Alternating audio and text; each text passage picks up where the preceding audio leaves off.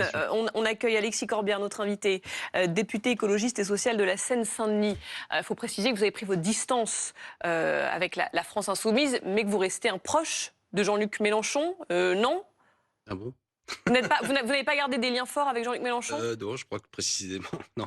Non, non, j'ai été exclu de la France Insoumise et je suis régulièrement calomnié, attaqué. Je Mm. crois que même ce soir, Jean-Luc a fait une conférence où je suis Parce insulté. que j'avais cru, pour Ah, vous avoir interviewé il n'y a pas si longtemps, vous me disiez que vous avez gardé des liens quand même avec Jean-Luc Mélenchon que vous appréciez. Bref, en tout cas, c'était pour... ah bon? Je crois Alors, que le dernier SMS c'est de pas Jean-Luc doit grave. dater d'il y a 2 ans et demi, c'est de m'adresser Eh plus ben, jamais la parole. Nous étions camarades depuis 29 ans. Ça en dit long. Mais non, très mais, bien, autant pour écoutez, moi. Donc vous avez sur rompu. Alors ma l'essentiel, question, la ma politique. question, est-ce que votre regard dans tous les cas est intéressant? Ouais. Est-ce qu'il faut que Raphaël Arnaud garde son siège à l'Assemblée nationale? Non mais ça c'est une question, pardon si vous m'invitez pour vous dire ça, Raphaël Arnaud, je le connais pas, c'est un homme d'honneur à mon avis, et en fonction des éléments que lui il a et moi je ne les ai pas, il en tirera la conclusion politique s'il veut préserver, aider à un combat plus général. Avec les Insoumis, avec d'autres, enfin moi là je suis un homme de gauche, c'est pour ça que vous m'invitez, je me pose une question, comment éviter que ce pays bascule dans l'extrême droite, notamment l'année prochaine. Donc j'invite de ce moment politique à avoir une discussion. Pourquoi j'ai été exclu de la France Insoumise et calomnié, y compris par les dirigeants actuels de la France Insoumise, c'est que j'ai porté l'idée qu'il faut continuer l'union qu'on avait fait en 2024 avec le NFP qui avait bloqué le Rassemblement national. L'union de la gauche, c'est pas la même ligne que la radicalité que manifestement Jean-Luc Mélenchon développe depuis 1 an et demi, qui dit l'union, tous des traîtres, Corbière traître, PS traître, PC traître, etc. La radicalité. Et quelque part, la jeune garde, le combat, moi je connais, hein, maintenant j'ai un certain âge, c'était les Redskins, c'était Paris fasciste anti-banlieue, je connais tout ça parfois, y compris il y a des choses qui sont... L'extrême droite, elle tape. Hein. Il y a eu 12 morts, je crois, depuis encore cette année, depuis Oui, 2022. mais pardon, ça c'est pas un argument de Si. dire à l'extrême droite ils le font. Enfin, je veux dire, là on parle de Mais l'extrême gauche, visiblement qui est Non, ce que je impliquée veux dire, dans c'est ce que drame. la ligne... Si, c'est un argument de considérer, sinon on comprend rien. C'est un argument, quand on est militant à Lyon, depuis un moment, de savoir, vous l'avez même dit vous-même, que Lyon, il y a des groupuscules d'extrême droite, le Bastion, qui sont liés d'ailleurs aux fascistes italiens, et qui ont assassiné, hein, je dis bien, soit des gens racisés, soit des homosexuels à Lyon. C'est le sujet, sinon on comprend rien pourquoi ça se bastonne autant à Lyon. Une fois que j'ai mis ça de côté, mon démonstration politique était de dire, soit l'union pour bloquer l'extrême droite, soit la radicalité. Et ce soir, on voit bien, et moi je l'ai toujours pensé, que ça fait le jeu de l'extrême droite au-delà de la mort terrible. C'est-à-dire que l'image que ça donne, alors que l'idéal de gauche est un idéal de justice, contre la peine de mort, contre la violence, on est dans un retournement médiatique, et je suis pas dupe du jeu médiatique dans lequel on est, hein, de monsieur Darmanin qui fait du Trump depuis samedi, la gauche est violente, l'extrême gauche tue, hein, pour faire peur à tout le monde, et amener une situation terrible de dire aujourd'hui, bah, l'extrême droite, ils sont gentils comme tout, ils sont fréquentables. D'ailleurs, à droite, certains prévoient même de voter pour l'extrême droite au second tour. Et par contre, la gauche serait... Mais donc vous dites quoi? Qui est responsable de ça? C'est Jean-Luc Mélenchon? Ben, je dis déjà, moi, au lieu de m'exclure de la France insoumise, il faudrait peut-être maintenir la ligne de l'unité de la gauche. Donc ça développe effectivement une autre stratégie. Hein, et aujourd'hui, d'exalter que c'est par le combat face à l'extrême droite, c'est une impasse totale, et même ça produit des drames comme ce soir. Donc ma discussion, moi je suis pas policier comme vous, et j'ai écouté le procureur, ce soir il y a des interpellations, je ne sais pas ce qu'elles donneront. Tout ça on verra, et j'espère vraiment qu'il n'y a pas de responsabilité engagée politiquement par des militants politiques, parce que ce serait terrible. Mais au-delà de ça, le débat, moi je suis venu et je profite des médias pour dire, le débat stratégique, c'est comment nous ne faisons pas le jeu de l'extrême droite. Alors comment vous allez Et notamment, c'est pas la même ligne de dire tous ceux qui sont pour l'union dehors sont des traîtres, ou de dire que c'est pas la radicalité qu'on va lutter contre l'extrême droite. Est-ce que une fois pour toutes, vous allez dire qu'aujourd'hui, justement, compte tenu de ce que vous dites, et pour pas faire le jeu de l'extrême droite, vous allez rompre une fois pour toutes avec la France insoumise telle qu'elle est conçue par M. Mélenchon pour conduire des listes et pour conduire une campagne électorale en vue de la présidentielle où vous rassemblez la gauche, mais sans ceux si, mais vous les avez entendus. Vous avez encore entendu Madame Obono, vous avez encore entendu Madame Panot cet après-midi à l'Assemblée nationale. Est-ce que ce discours-là vous convient? Vous êtes un homme cultivé. Pourquoi la gauche prend le pouvoir en 80? C'est parce que que fait François Mitterrand? C'est l'union de la gauche, y compris avec le PC, qu'à l'époque, votre journal, Le Figaro, expliquait que si les communistes gagnaient avec les socialistes, on aurait les chars de l'armée rouge sur les Champs-Élysées. Ça, c'est... D'accord, mais c'est l'histoire. C'est le même débat. Je suis pour l'union de la gauche telle qu'elle est, y compris avec la France insoumise. y compris avec... Donc vous ne rompez pas. Non mais Donc vous écoutez-moi, ne condamnez parce que pas c'est les ce que propos. Vous ne condamnez pas. Arrêtez de faire le farceur avec moi. Je fais pas le condamne, farceur. si, parce que vous voulez m'embarquer dans quelque chose qui est le récit dans lequel les gens comme vous, je dis avec respect, veulent nous embarquer. La gauche n'est plus fréquentable. Bien divisée, vous gardez le pouvoir, la droite et l'extrême droite. Moi, je dis qu'il faut l'union, mais je dis aussi à la France insoumise, arrêtez de nous amener sur une ligne qui est une impasse totale. Mais donc, pardon, Donc, Alexis Corbière. aider à l'union et pas le grand fracas des insultes comme on le voit. Ça fait des années que Jean-Luc Mélenchon a théorisé la conflictualisation des choses. Il continue avec les municipales avec une stratégie. En 2022, oui, mais avec une stratégie qui consiste à faire battre un maximum de maires socialistes. Il l'a dit, il le répète. Il le dit, il le répète. Et donc, malgré vos appels, ça ne marche pas, Jean-Luc Mélenchon. On prend les paris tous les deux. Je ne sais pas si on se reverra le 22 mars ou le 15 mars au municipal. Qu'est-ce qui va se passer? Les mêmes qui s'insultent au municipal aujourd'hui, au premier tour. J'espère qu'ils se réconcilieront au second tour. Sinon, Marseille va pas se plier. Mais pardon, j'aimerais qu'on revienne à l'affaire là. Comment voulez-vous que les élus à Paris s'associent à Madame Chikirou et Madame Obono, avec lesquels ils ne partagent rien du tout? C'est pour ça que, écoutez-moi Bruno, je dis ce qui compte, c'est les 9 millions d'électeurs qui ont voté NFP et le peuple de gauche. La stupidité des directions politiques et de certains qui en rajoutent des tonnes fait le jeu de nos adversaires. Voilà ce que je suis en train de dire. J'aimerais qu'on en revienne. Non, mais je termine parce que ce que dit Bruno Jeudi est fondamental. Avant de faire le NFP aux européennes, rappelez-vous, les uns se traitaient d'antisémites, les autres de génocidaires. Et pourtant, on fait nouveau Front Populaire et on bloque l'extrême droite. Donc moi, je suis instruit de cette histoire. Enfin, entre 2024 et je dis quand même au niveau antisémitisme, ils ont franchi quelques crans. Alors, je dis qu'il faut maintenir la ligne de l'union. L'union reste possible, elle est compliquée, et je suis pour qu'elle ait lieu, y compris à l'élection présidentielle. Vous savez que je défends une primaire, il y aura un vote. Malgré... Attendez, Istréa. Et je demande à ce que tous ceux qui participent, et par ailleurs, s'il y a des irresponsables qui ont participé à la mort de Quentin, qui est horrible, tout ça fait le jeu de l'extrême droite. Mais le fait est que Alexis Corbière. Non, mais je veux dire, s'il y a des militants politiques qui étaient présents, et par exemple, il y a des coupables devant la justice. Donc vous dites, contrairement à d'autres figures de gauche comme Raphaël Glucksmann, vous dites que ce qui s'est passé, ce drame-là qui s'est passé, n'est pas un motif pour rompre avec la France insoumise. Jean-Luc Mélenchon, vous avez dû l'entendre, il écoutait ce soir, qui redit que la Jeune Garde est associée au mouvement insoumis. On parle là de ce groupe antifasciste. Il m'a couvert d'injures aussi. Dont certains membres seraient visiblement impliqués dans la mort de ce jeune homme. Un troisième chemin, si je puis dire, entre Raphaël Glucksmann qui dit aucune alliance à gauche avec eux, etc. Bon, ce qui est la défaite, ne nous racontons pas d'histoire, ça n'existe pas. La gauche désunie, on sera même pas au second tour. Et Jean-Luc Mélenchon qui dit soit vous me défendez entièrement sur ce que je fais, comme il fait ce soir, soit vous êtes des traîtres. Vous êtes la troisième voie. Et si vous regardez les réseaux sociaux, je suis couvert d'injures, les traîtres, je veux me vendre au PS, au PC, je suis un pourri. Bon, tout ça est absurde. Et je dis, il faut se rassembler. Arrêtez ce que j'ai appelé tout à l'heure, cette radicalité, je vais utiliser un terme un peu, ce gauchisme. Mais est-ce que ça ne passe pas? Alors, pardon. Le problème des gens, c'est quoi? Moi, j'étais encore avec un lycée mobilisé chez moi, c'est le problème de l'école qui est dégradée, de l'emploi. Faut parler des vrais sujets. Arrêtez de parler de tous ces sujets. Mais est-ce que ça ne passe pas, cette victoire, dans ce cas de cette union que vous souhaitez, est-ce que ça ne passe pas par du ménage dans les rangs de la France insoumise?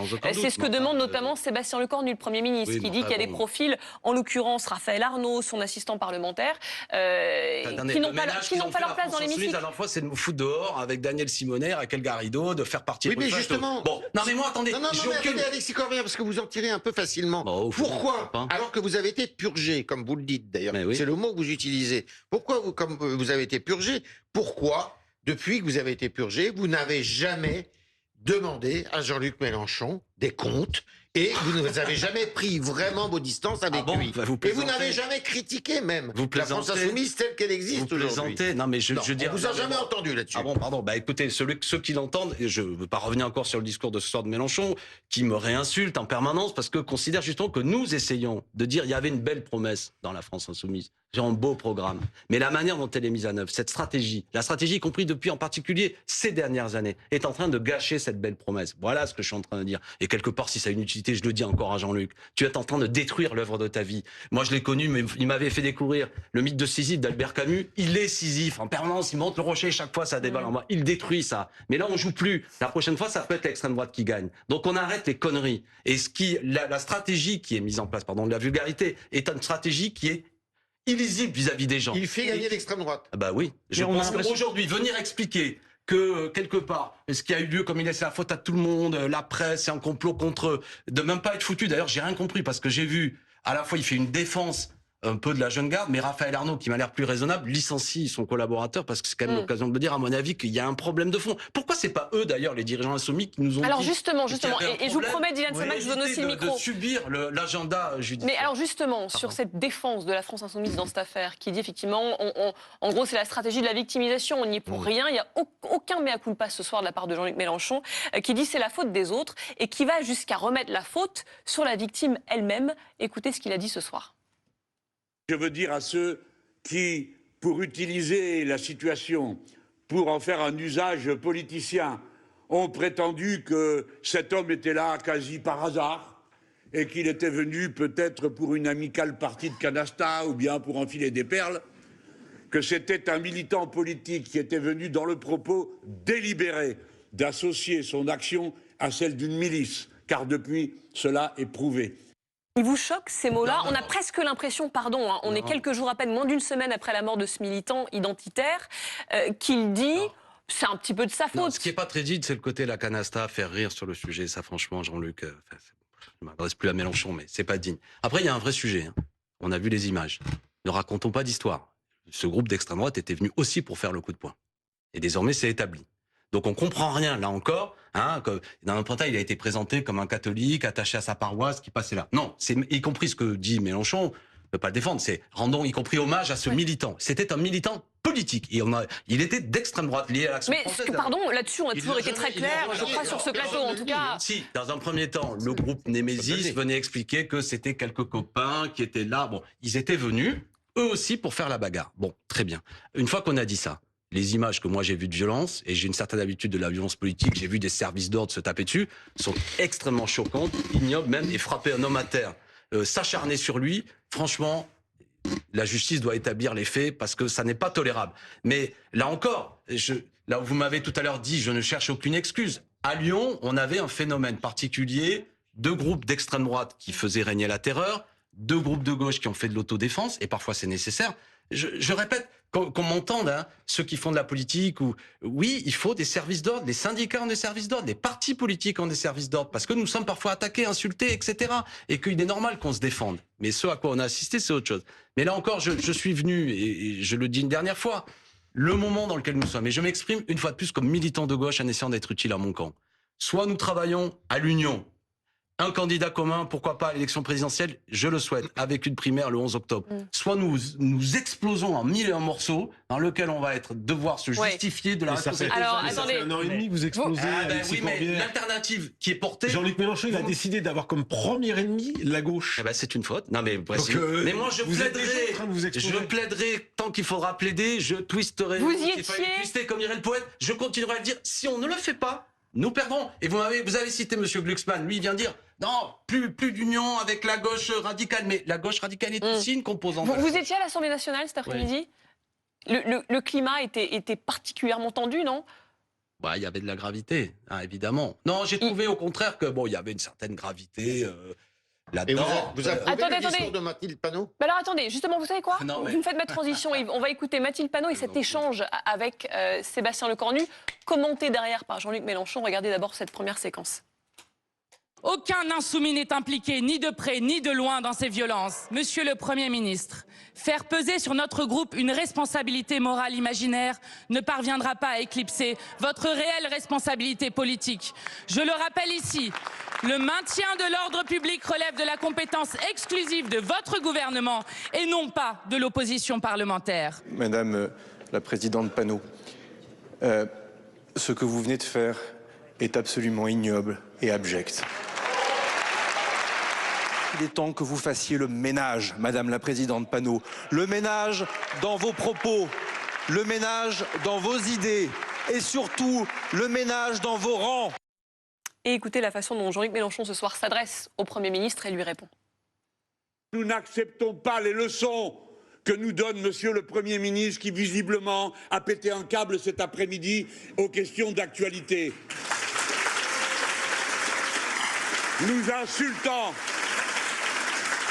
et ne se rendant même plus compte de ce qu'il dit. Il dit à 3 reprises, faites le ménage à Mathilde Panot. Eh bien, Mathilde Panot n'est pas la personne qui fait le ménage chez les Insoumis. Elle est la présidente du groupe parlementaire dont nous sommes fiers. Il a pété un cap, pour reprendre les mots de Jean-Luc Mélenchon, Sébastien Lecornu, en demandant à la France Insoumise de faire le ménage dans ses troupes. Non, mais c'est pas très bon, hein, cette séquence. La réponse de Mélenchon, elle est pas très bonne. Là, il cherche c'est la stratégie du socle. On est tous attaqués, faisons front, etc. Bon, je veux dire, il faut que les camarades, je vais les appeler comme ça, comprennent qu'ils mettent tout le monde en l'embarras. Ils nous embarquent tous sur une stratégie qui est perdante. Il faut qu'ils comprennent ça. Leur problème, c'est pas leur nombril. Et quand un bateau coule, on le quitte, non? Non, mais attendez, arrêtez avec ça. Moi, j'ai été exclu de la France. Non, mais frère, je sais bien, vous me piquez. Mais ce sur quoi vous ne me ferez pas lâcher les choses, c'est qu'il faut l'union, le maximum de force. Oui, mais on vous trouve, pardonnez-moi, et d'où mes propos en début d'émission. Je vous trouve indulgent avec Jean-Luc Mélenchon. Bah, quand vous dites, oui, bon, c'est un peu malheureux ce qu'il est en train de dire. Non, je vous dis que c'est une impasse. Mais pardon, non, mais là aussi, vous me piquez. Il n'y a aucune indulgence. Je leur dis ce qu'ils font est irresponsable et nous amène collectivement dans une défaite. Il n'y a aucune indulgence. Et je dis, j'aimerais sortir de ce truc, soit ce que me dit Yves Tréhard, c'est-à-dire, ils sont infréquentables, la gauche est divisée, on perdra. Mais à l'inverse, la stratégie, comment je pourrais qualifier ça, nous n'avons rien à nous reprocher, il n'y a aucun problème, on n'a aucun compte à rendre, et quiconque nous questionne est un traître, est irresponsable. Et sur le ménage, voilà. Et sur le ménage que demande le Premier ministre. Le jeu de mots, c'est pas la femme de ménage, bon, c'est un peu non, mais concrètement, concrètement. Je dis un truc, je veux pas donner le point à Lecornu, mais dans la vie, oui, moi j'ai trouvé que c'était plus que maladroit, que Mathilde Panot qui dit que c'est la faute à la police. Faut pas déconner. Oui. Il y a un principe philosophique, la responsabilité individuelle. Le responsable de la mort, on peut discuter après de la police, de son absence ou j'en sais rien. C'est le mec ou les gens qui ont tabassé ce type. Voilà. Et ça, c'est une question d'honneur. Et l'idée qu'on se fait, je veux dire, de l'humanité, de sa responsabilité personnelle. Donc, il y a des moments où il faut, et là aussi, j'aimerais qu'on propose ça. Le début de la séquence. Hein. Non, mais il y a un sujet qui est, là aussi, si je peux être utile, très modestement, il faut que ça refroidisse sur un aspect. Vous savez ce que je crains, moi? C'est le cycle de la vengeance, la contre-vengeance. Un homme est mort. Il faudrait que ça s'arrête là. Parce que il y a des gens, vous savez aussi, à l'ultra-droite, qui sont armés, qui peuvent se venger. Moi, même moi, enfin, je veux dire, je suis sur les réseaux sociaux, considéré par une mouvance d'ultra-droite comme étant responsable de tout ça. Et on est menacé, insulté. Oui. Bon, donc vous craignez derrière un cycle de violence. Mais je repose ma question. Vous qui connaissez bien Alexis Corbière, vous qui connaissez bien les troupes de la France Insoumise, ce sont vos anciens collègues, est-ce que vous estimez que parmi les profils, parmi ceux qui siègent à l'Assemblée nationale, notamment Raphaël Arnaud, il faut faire du ménage. Il faut que certains partent comme le ménage a été fait au sein du Rassemblement national, par exemple. Là encore, ce serait pas digne de ma part. Moi, je veux pas faire le charognard. Je connais pas bien Raphaël Arnaud. Je n'ai jamais siégé avec lui parce qu'il est arrivé dans le groupe. Déjà, on avait été exclus.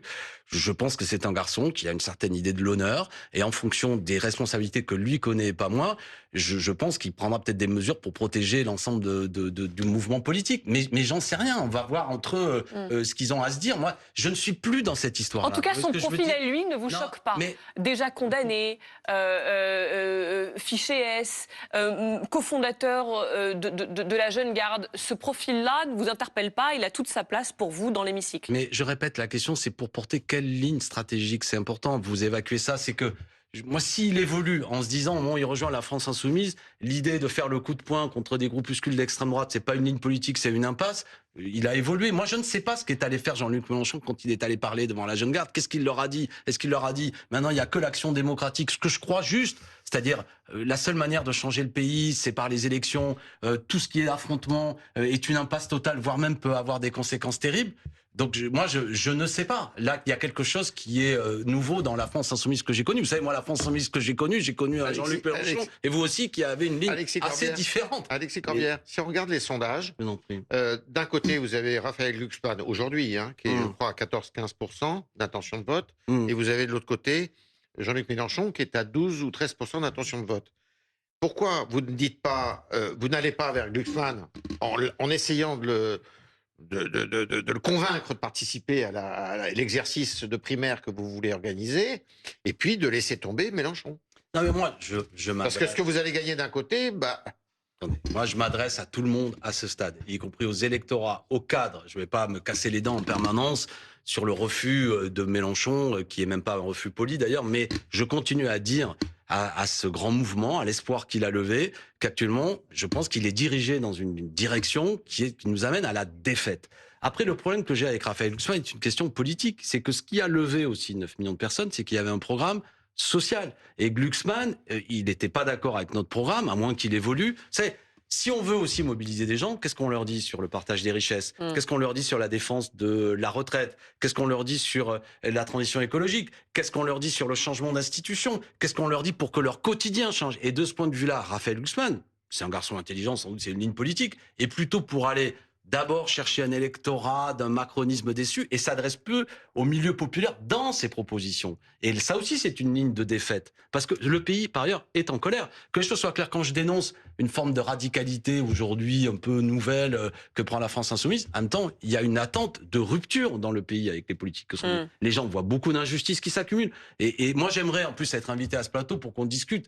Je vous fais pas injure. Il y a une actuelle. Non, mais pour qu'on discute, c'est ce qu'on fait, mais effectivement. Qu'est-ce qu'il faut pour le pays? Parce que moi, ce qui m'agace, et là où j'en veux aux insoumis, c'est qu'en permanence, ils nous embarquent dans des trucs où on parle plus du fond. Les gens, ils veulent. Est-ce qu'on partage les richesses? Parce que c'est la stratégie de la haine et de la violence permanente dans les propos.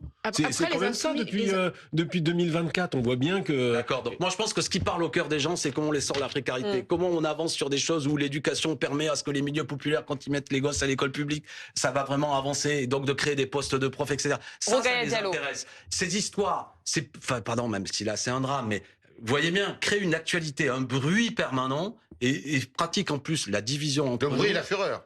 Mais après, le bruit, il n'est pas alimenté uniquement par les insoumis. C'est vrai qu'on a vu à l'instant le gouvernement, enfin le chef du gouvernement parler s'en prendre aux insoumis. Le ministre de la Justice a quand même commenté une affaire en cours en accusant les insoumis d'être responsables du fait de leurs propos d'une violence physique, enfin de la violence, de cette violence sur les réseaux sociaux qui peut se matérialiser par une violence physique. Qu'est-ce que vous en pensez? Parce que c'est vrai que depuis tout à l'heure, on parle des insoumis, mais dialogue pas. Exactement. Contre des murs, moi, je veux dire, ça m'a choqué. Je l'ai dit, Monsieur Darmanin. C'est Darma Trump, quoi. Ce qu'il a fait, c'est Trump après l'assassinat de Charlie Kirk. Charlie Kirk est assassiné, immédiatement on dit c'est la faute à la gauche, le parti démocrate, il a interdit etc. les mouvements antifascistes aux États-Unis. C'est quand même choquant. Darmanin, c'était samedi, il avait déjà trouvé son coupable. Alors que le procureur, lundi, était déjà un peu plus... Sauf qu'en l'occurrence, maintenant qu'on a plus d'informations sur l'affaire, la jeune garde est donc effectivement impliqué dans ce drame. Interpellés, on va voir et le collaborateur de la France insoumise aussi. Mais, je veux dire, moi, je suis pas d'accord avec ce côté un peu le corps de Quentin est encore chaud. On ne sait pas ce qui a eu lieu et d'ores et déjà certains ont une grille politique qui vise à immédiatement diaboliser. Et le but n'est pas seulement de diaboliser la France insoumise, mais c'est de créer les conditions que toute union soit impossible de la gauche. Ça, évidemment, c'est politicien. Je ne suis pas dupe de cet agenda dans lequel nous sommes. Et je vous invite, vous, comme journaliste, à faire attention. L'agenda, et je le répète, est le suivant. Vise à dire que l'extrême droite aujourd'hui est tout à fait fréquentable, que l'extrême droite n'est pas violente, alors que c'est pas que je veux sous-estimer la mort de Quentin, mais je rappelle que l'extrême droite a tué 12 personnes encore récemment, que vous avez des gens, il y a des crimes racistes qui ont lieu. Mais ça, on en parle aussi. Alexis Corbière, on en parle aussi. Ça n'a pas la même actualité. Une séquence qu'on a ressortie de nos archives, mais plutôt récente, c'était le 22 janvier dernier. Raphaël Arnaud acclamé au son de Vive la jeune garde. La jeune garde, à nouveau, qui on le rappelle, pour ceux qui nous rejoignent, est impliquée dans la mort, serait impliquée dans la mort de Quentin Derenque. On écoute, c'était il y a quelques jours. Notre jeunesse est prête à vous affronter. Notre jeunesse est prête à rentrer en résistance face au fascisme de Trump que vous incarnez.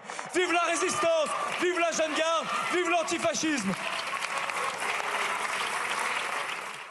Elle vous choque, vous, cette séquence, ces applaudissements Mais c'est une séquence, Julie, à l'Assemblée nationale face à l'extrême droite. Vous décontextualisez.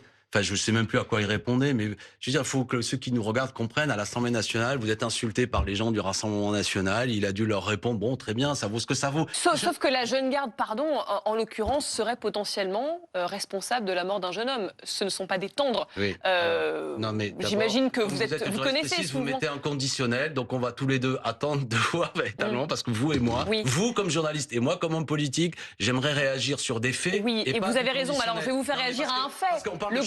Les coupables vont aller en prison. La jeune garde, ce groupe avait été dissous en 2025. C'est bien la preuve que c'est un groupe violent. Eh bien, c'est pour ça que je vous dis que moi, la stratégie politique de la jeune garde me semblait être une impasse. D'accord ? J'ai un désaccord politique avec ça. Voilà la seule chose, vous l'avez compris. Et j'espère que s'il y a des gens de la jeune garde ou des sympathisants de la jeune garde qui me regardent, écoutez-moi bien. Je vous propose moi une stratégie meilleure pour faire reculer l'extrême droite. C'est pas que j'ai peur de l'extrême droite, c'est que je pense que à un moment donné, si on rentre dans ce jeu-là, ça se retourne contre nous. Et vous dites, voilà, est-ce que vous dites comme Jean-Luc Mélenchon, nous appartenons à la même famille, même si nous ne sommes pas d'accord avec les moyens que vous employez, en gros?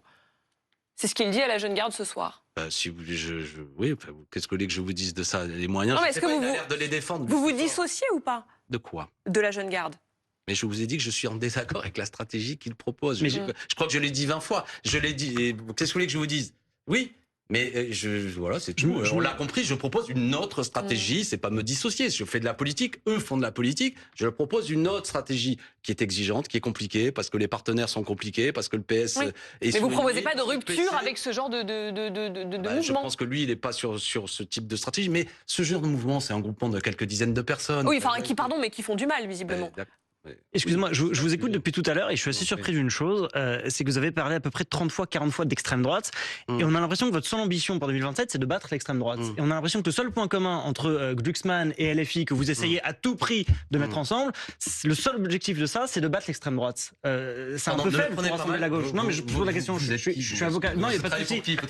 Dylan Slama, avocat pénaliste, un régulier sur ce plateau. Excusez-moi, je savais pas si vous étiez aucune difficulté, je suis pas politique du tout. Mais je me pose la question et je trouve que votre ambition de battre l'extrême droite, c'est peut-être un peu faible pour rassembler la gauche, un peu faible pour faire rêver les gens, et on a l'impression que c'est votre seul objectif, et que vous mettez, si vous voulez, cet objectif-là avant le discours des idées. Parce que, bah oui, quand vous parlez de Glucksmann et de Mélenchon et que vous voulez le mettre d'accord, on a l'impression que c'est juste pour battre l'extrême droite. D'accord. Alors, je viens de le dire, mais vous n'écoutiez pas peut-être. J'écoutais très attentivement. Que ce qui est important, par exemple, quand on m'a fait parler de Glucksmann, j'ai dit la question, c'est le programme social. Le désaccord que j'ai à faire avec Glucksmann, c'est que moi, je pense qu'il faut un programme social. Je l'ai dit tout à l'heure, que c'est dommage. Oui, mais vous voulez vous mettre avec lui pour battre l'extrême droite. J'essaie de vous répondre.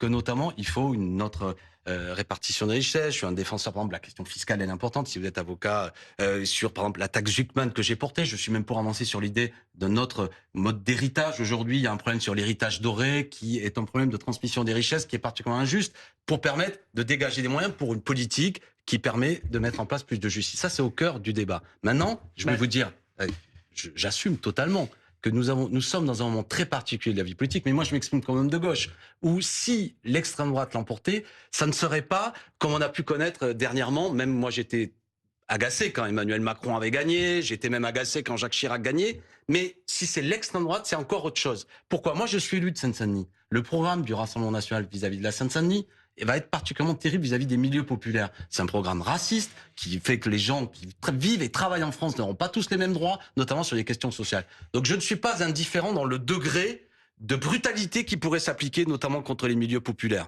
et y compris de déchaînement que ça pourrait entraîner, en particulier, ce qui est un peu le fil à plomb de notre discussion, de groupuscules notamment, et de violences contre les étrangers dans ce pays. Donc oui, effectivement, je suis à la fois pour un programme social, écologiste et démocratique qui fait rêver ce pays, qui lui donne un avenir meilleur, mais je suis aussi pour qu'on ait une stratégie qui évite la victoire de l'extrême droite. Donc vous voyez où j'en suis. Ça peut vous sembler un peu étonnant, mais effectivement, quand on est de gauche et républicain, le fait de savoir si c'est l'extrême droite ou pas l'extrême droite qui dirige le pays n'est pas une question secondaire. Voilà. On a l'impression que vous assumez de faire campagne contre plutôt que campagne pour. J'ai essayé de démontrer la base, mais il me semble que, comme je l'ai dit, que vous m'avez pas écouté, je me dis que je sais pas. C'est bizarre, je viens de dire qu'il faut un programme de gauche qui nous rassemble. Je répète. Mais vous voyez bien qu'il ne vous rassemble pas. Mais puisque Raphaël Glucksmann, vous l'avez dit, n'est pas sur votre ligne. Monsieur, je vais vous dire une petite chose. Moi je suis prof d'histoire. Vous savez, la question de l'union de la gauche, il y avait un livre qui avait été écrit, l'union est un combat. Depuis des années, c'est une affaire compliquée. Mais peut-être que j'apparais aux yeux de certains comme un grand naïf. Je vais vous dire, les amis, c'est le seul chemin sérieux. Ce sera dur, mais j'ai donné un argument tout à l'heure. Et avant de faire le nouveau Front populaire, quand Emmanuel Macron a dissous, la gauche s'était insultée aux européennes. Et nous l'avons fait. Contre l'extrême droite. Oui, et sur. Non, mais voilà, on a l'impression que c'est l'alpha et l'oméga. Oui, bien sûr, mais on a l'impression que c'est un peu l'alpha et l'oméga de ce qui va ensemble. Il faut se diviser face à l'extrême droite. Il faut peut-être trouver un projet qui fasse rêver et qui, justement. On est d'accord que la coalition qui arrive en tête aux dernières élections législatives, c'est le nouveau Front populaire. Oui, contre l'extrême droite. Non, mais bien sûr, on est d'accord. Et sur un programme. Yves Tréhard. Oui, il y a une. Sur un programme social. Est-ce qu'il n'y a pas quelque chose qui, quand même, vous inquiète si on prend beaucoup de recul? Beaucoup de choses, même. Et si on regarde le panorama politique français, de voir un parti, le Rassemblement national, que vous qualifiez d'extrême droite, qui est en train... Ça veut dire quoi que vous qualifiez d'extrême droite? Non, d'extrême droite. On est donc, d'accord. Qui ça s'agit, la stratégie de la cravate, enfin tout ce qu'on a décrit ces derniers mois, ces dernières années, qui se recentrise d'une certaine façon. Hein, et vous, au contraire, enfin pas vous, mais la France Insoumise, qui est l'autre pendant du panorama politique, qui lui, justement, fait tout à fait le chemin inverse. Qu'est-ce que vous dites de ça? Que vous avez extrêmement bien cerné le problème politique. C'est qu'on est dans une étape nouvelle depuis 1945, c'est-à-dire qu'il y avait une tradition en France de la droite qui ne s'alliait pas avec l'extrême droite, parce que l'extrême droite était liée à Vichy, puis il y avait eu l'épisode de l'OAS, etc. Le gaullisme était viscéralement anti-extrême droite, et on est dans un nouveau moment de la vie politique, où l'extrême droite, ça s'agit, comme vous dites, la stratégie de la cravate, et aussi un basculement de la droite. M. Retailleau en est l'incarnation qui, quand même, est prête à un accord. Je veux dire, les électorats sont de plus en plus poreux, donc moi j'invite mes amis de gauche à comprendre. Pour l'instant, il n'y a pas d'éléments qui le disent chez Bruno Retailleau. Il a plutôt refusé aux législatives. Il a appelé à une élection législative qui était un candidat de gauche, c'était un socialiste face à l'extrême droite. Il n'y a pas une voix pour la gauche. C'est un tournant. Et vous verrez, ça se précisera dans les élections municipales. J'espère me tromper. L'électorat droite au second tour face à la gauche, s'il est confronté à un électorat type, il y a un candidat type RN, il votera. Le Front républicain a changé, quoi. Voilà. L'extrême droite. Yves Tréhard a dit le sujet, c'est que aux dernières élections législatives de 2024, il y a eu un phénomène encore de Front républicain et un certain électorat de droite et macroniste avait voté pour le candidat de gauche. J'ai peur que ça se soit énormément affaibli. Vous pensez franchement que là, dans le contexte actuel, les maires socialistes, et ils sont plus nombreux que les maires communistes ou les maires écologistes, vont s'allier avec le LFI dans l'entre-deux tours là? D'abord, aujourd'hui, ils ne veulent pas. Je dis, vous êtes un journaliste d'expérience. Et les candidats LFI refusent par avance de s'allier avec les... on verra. Non mais ce que vous dites là, attendez, on va voir. Ce que vous dites est fondamental. Premièrement, je connais la vie. Les gens qui, quand l'essentiel est en jeu, peuvent se rassembler. Mais c'est-à-dire, à Marseille, la gauche va prendre la responsabilité de donner la ville au Rassemblement national parce qu'on ne peut pas se rassembler. Mais malheur à ceux qui nous amèneront sur cette ligne. Pardon, mais... Pareil à Paris. Non mais les réactions. Dit non, un dimanche ici même. On verra. Les réactions quand même à cette enquête qui se poursuit après la mort de Quentin Derenc. La réaction de Jordan Bardella, justement, ce soir. Un collaborateur parlementaire. Pourquoi ça vous fait sourire? Non, rien à voir. Rien à voir, pardon. Je pensais que vous soupiriez. Un collaborateur. Pas de problème. Un collaborateur parlementaire du député La France Insoumise, Raphaël Arnaud, figure parmi les interpellés de l'enquête sur la mort de Quentin. La responsabilité morale et politique de Jean-Luc Mélenchon est immense. Sa complicité avec les groupuscules d'ultra-gauche a ouvert les portes de l'Assemblée à des meurtriers. D'abord, on va écouter Laurent Wauquiez dans un instant, mais je m'arrête quand même sur ce que dit Jordan Bardella. Sa complicité avec des groupuscules d'ultra-gauche a ouvert les portes de l'Assemblée à des meurtriers. Non, mais ça, c'est ce que je dis, c'est la trumpisation de la vie politique. Bon, ça, c'est la surenchère de mots. Ils font du Trump, c'est-à-dire la gauche, meurtrier, etc. Bon. On a bien compris que j'ai un désaccord avec l'impasse dans laquelle nous amène Mélenchon, mais on n'est pas obligé d'utiliser ce vocabulaire. Mais ce vocabulaire, il est terrible, c'est qu'ils peuvent le tenir dans un moment où des gens se disent la violence a l'air du côté de la gauche et l'extrême droite, c'est la respectabilité. Bon, ben, moi, après, tout ça est insultant, ordurier. Bon, c'est l'extrême droite qui, elle, oublie. Là encore, je ne vais pas reprendre parce que vous allez dire que elle-même que ça va, Monsieur Bardella, vous l'avez dit, Rokhaya Diallo, y compris ça va plus loin dans les enquêtes. Il est plutôt celui par rapport à Marine Le Pen qui a vraiment rompu avec des groupuscules d'extrême droite. Bardella fréquente certains groupuscules d'extrême droite, si j'en crois la presse. Et la réaction de Laurent Wauquiez, le patron des députés LR? C'est accablant pour la France Insoumise.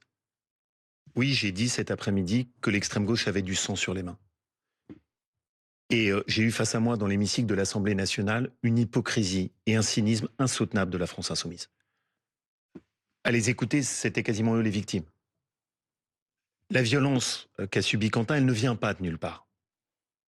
Elle est le fruit de la banalisation d'une violence politique qui a été voulue, conçue par la France Insoumise et Jean-Luc Mélenchon. Jean-Luc Mélenchon contribue, selon vous, à banaliser la violence politique?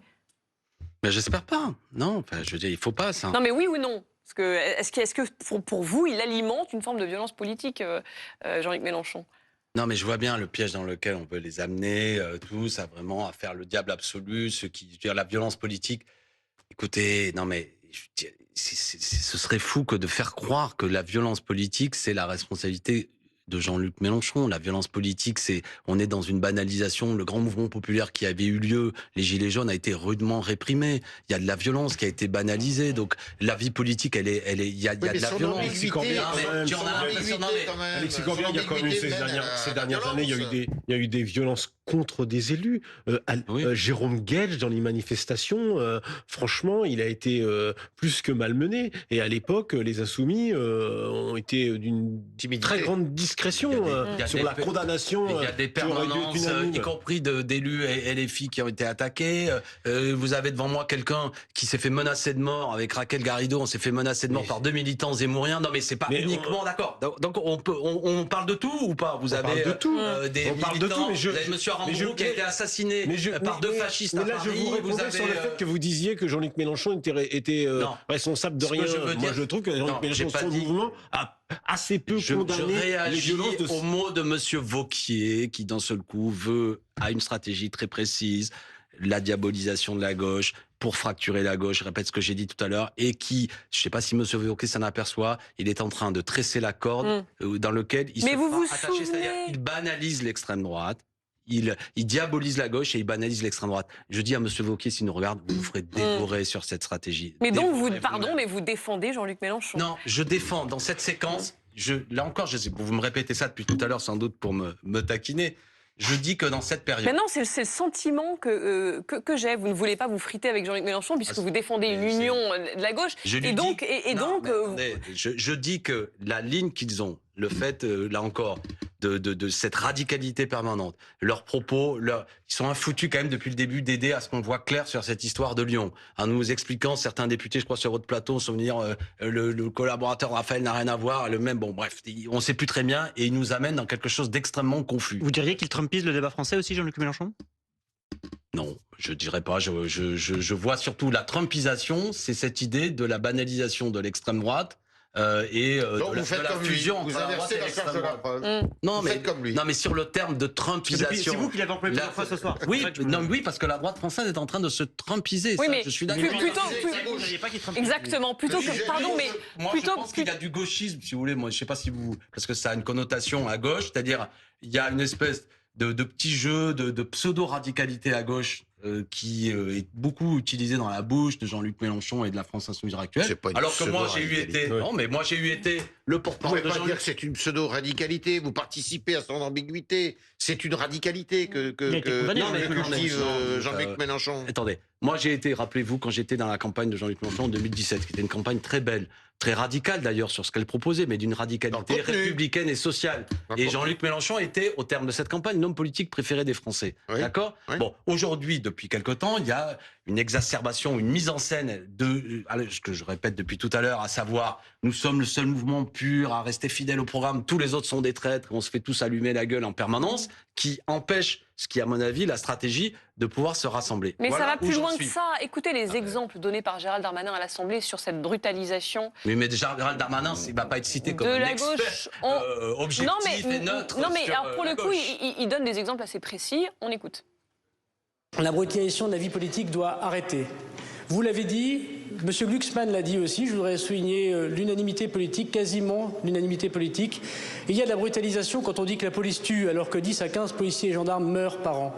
Il y a de la brutalisation lorsqu'on met la tête d'un ministre, en l'occurrence Olivier Dussopt, sur un ballon de football et on se déchaîne sur lui. Il y a de la brutalisation lorsqu'on justifie l'action de la jeune garde et qu'on investit aux candidats aux élections législatives son dirigeant, déjà pour condamner pour violence physique. Donc je repose ma question, est-ce que Jean-Luc Mélenchon ne brutalise pas le débat politique ? Ben, je l'ai dit tout à l'heure, je pense qu'il nous amène sur une stratégie.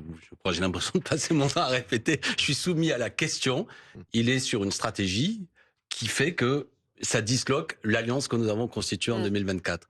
Alors, brutalisé comme il y a un autre contenu, mais effectivement, il ne crée pas les conditions que nous puissions nous rassembler sur sa parole. Et c'est une faute. C'est ça que j'espère être compris ce soir. C'est une faute. Et alors, allons au bout. Pourquoi il ne crée pas les conditions ? Qu'est-ce qui fait qu'il ne crée pas les conditions alors ? Mais je ne sais pas si on a le temps de développer. C'est que je pense que il faut un candidat commun de la gauche et Jean-Luc Mélenchon veut y aller coûte que coûte à l'élection présidentielle. Et le fait de créer ce vocabulaire et l'impossibilité de cette union fait qu'il est le candidat évident sur le champ qu'il veut occuper et il ne se préoccupe pas de savoir si nous avons un candidat commun qui rassemble. Et c'est le désaccord que j'ai avec lui depuis 2022, c'est-à-dire que moi j'étais pour maintenir la ligne de l'Union. La ligne de l'Union imposait le fait qu'on discute. Mais donc tous les ensemble éléments, alors pardon, vous répondez pas trop à ma question. Tous les éléments que cite Gérald Darmanin en l'occurrence, mettre la tête d'Olivier Dussopt sur un ballon de football, dire que la police tue, revendiquer une association avec la jeune garde, tout ça, par contre, ça c'est pas un élément tellement de rupture, quoi. Ben, je crois que si. Enfin, je veux dire, tout ça n'aide pas à l'union et à participer, je vais utiliser un mot grossier, à la bordélisation au sein du nouveau Front populaire, au fait qu'on passait notre temps à s'engueuler, qu'il fallait en permanence aller défendre tel ou tel excès qui ne servait à rien. Vous voyez ce que je veux dire? Mais vous êtes parti, ou plutôt il vous a chassé, et rien n'a changé. Mais si, qu'est-ce que c'est qui n'aurait pas changé? Je comprends pas. Parce que maintenant vous êtes dans, j'allais dire, dans une opposition de gauche à Jean-Luc Mélenchon. Vous êtes quand même assez finalement complaisant avec lui. Alors que vous dites, vous décrivez vous-même. Ce soir, vous m'avez trouvé complaisant. Non, mais vous décrivez vous-même, en fait, le côté, il va emmener la gauche dans le mur, et finalement, vous lui dites, mais non, mais reviens, faut aller avec les insoumis. Alors qu'en fait, finalement, c'est plutôt Glucksmann qui a raison. Il faut couper avec le noyau dur des insoumis. Non, mais si on fracture ça, vous savez, si on avait été divisé en 2024, c'est le Rassemblement national qui était à l'Assemblée nationale. Vous, peut-être que vous vous en moquez, mais moi, c'est pas secondaire. Pourquoi en 2024, écoutez-moi bien, pourquoi en 2024, nous avons réussi à le faire? D'accord? Il n'y a pas de gauche irréconciliable. Ça, c'est Manuel Valls. Je ne suis pas d'accord avec cette théorie. Nous avons réussi à faire l'union en 2022 et en 2024. Mais c'était un cartel électoral, c'était un projet que les socialistes ont déchiré le lendemain. Jeudi trouver que c'était pas sincère. Non, mais bon, bref. Moi, je pense qu'il n'y avait pas de sincérité du côté des socialistes, oui. Ça a permis de donner un résultat, déjà de mobiliser beaucoup de gens, des abstentionnistes, de mobiliser la jeunesse. C'était sur un programme qui, malgré tout, reste l'étiage. Vous savez, à l'Assemblée nationale, les groupes de NFP, ils votent à 90% la même chose. Donc on arrête de surjouer les désaccords. Ça, c'est des trucs pour gamins. Moi, j'ai passé l'âge de ces sottises. Nous pouvons nous rassembler sur un programme social. On a tous défendu la petite main. Vous donnez le sentiment quand même d'être sous l'emprise de Jean-Luc Mélenchon et d'être sous la férule de sa puissance et que sans lui... Yves Tréhard, vous me donnez le sentiment de répéter la même chose depuis tout à l'heure. Oui, mais vous répétez toujours la même chose. Mais après, Yves Tréhard, la force de Jean-Luc Mélenchon, elle repose quand même sur un électorat. On ne peut pas faire comme si la France Insoumise n'était pas la force motrice de la gauche. Ça veut dire que vous vous soumettez. Non, mais ça veut dire qu'il y a des gens qui votent pour lui. Ça veut dire qu'il y a des gens qui votent pour lui. Oui, mais il y a des gens qui ne votent pas pour lui non plus. Oui, mais ceux qui votent pour lui, c'est quand même très nombreux. Se soumettre à Jean-Luc Mélenchon, c'est dire il est le candidat et on le rejoint. D'accord? Je suis celui qui vous allez faire. Non, au bout du compte. Mais c'est une blague. Je suis celui qui dit cette ligne est la défaite et j'essaie de monter. Et nous avançons, notamment ce sera par un vote le 11 octobre, une candidature commune dans le cadre d'une primaire. J'ai un désaccord de fond stratégique. Vous, peut-être que ça, je comprends de votre point de vue. Moi, ça m'a amené à ce que je sois exclu de la France Insoumise. C'est pas rien. Donc il y a un désaccord, donnez-lui un peu de noblesse. Ce que je veux ce soir, c'est profiter de cet événement, il faut profiter, de continuer à dire, notamment, et Rokhaya Diallo l'a dit, aux millions de gens qui, par moments, se disent « Ah, le programme Insoumis, il est pas mal », de leur dire « On doit continuer à travailler ensemble », mais pas sur cette ligne qui nous amène à la défaite. Bon, il veut pas de vous. Non mais, Yves Tréhard, vous êtes un homme, en plus je vous connais tout à fait cultivé, mais vous êtes un homme de droite et vous défendez, vous avez un regard là-dessus. Moi, je suis militant. Non, mais il veut pas de vous. De quoi? Il a raison, il veut Alors, pas de vous. qu'est-ce que c'est qui pourra l'imposer? C'est la force des événements. C'est pour ça que la question des municipales m'intéresse. Si nous perdons des villes en raison de la division, eh bien, je pense que ce sera un choc et un électrochoc dans le peuple de gauche. Si la division amène à ce que Marseille bascule à l'extrême droite, que Paris bascule à la droite, que nombre de villes basculent, je pense, et moi je plaiderai, et j'espère que vous m'inviterez sur ce plateau pour dire c'est une folie. Voilà ce qui est en train d'avoir lieu. Et donc on retient que malgré ce drame, vous continuez à appeler à l'union de la gauche, contrairement à d'autres figures qu'on a pu entendre ces dernières heures, notamment Raphaël Glucksmann. C'est ce qui fait mon originalité, peut-être mon charme politique, c'est que je pense qu'il faut maintenir cette ligne, qui est la seule, je le répète, en 2024, et les Français de gauche l'ont pas oublié, qui nous a permis réellement de bloquer l'extrême droite. Merci beaucoup, Alexis Corbière.